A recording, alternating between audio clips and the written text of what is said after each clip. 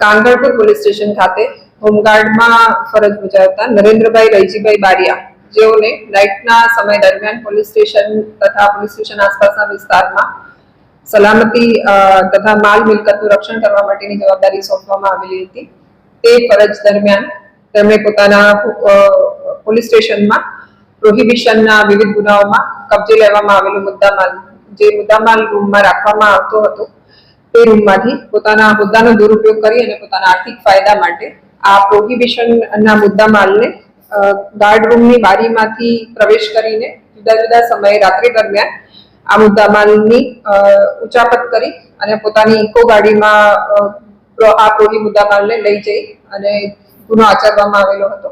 તે બાબતે 5 જૂનના રોજ કાંગળપુર પોલીસ સ્ટેશન ખાતે ફરિયાદ નોંધવામાં આવેલી હતી.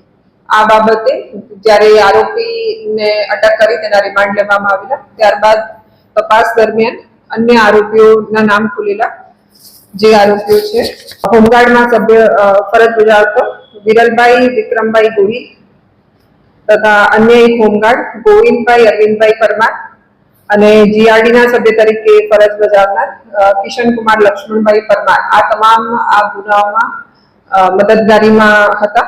તથા આ જે મુદ્દામાલ ત્યાંથી સપ્લાય જે ઇકો ગાડીમાં લઈ જઈને વહન કરવામાં આવતો હતો તેને સપ્લાય કરવામાં આવતો હતો. જે આરોપીની પણ પોલીસે અટક કરેલી છે. આરોપીનું નામ છે પ્રવીણભાઈ રતનસિંહ પગી, તાડવા શહેરાનો રહેવાસી છે અને ગુનાના કામે આ તમામ આરોપીઓની અટક કરી રિમાન્ડ લેવામાં આવેલા અને હાલ તેઓ નામદાર કોર્ટની કસ્ટડીમાં.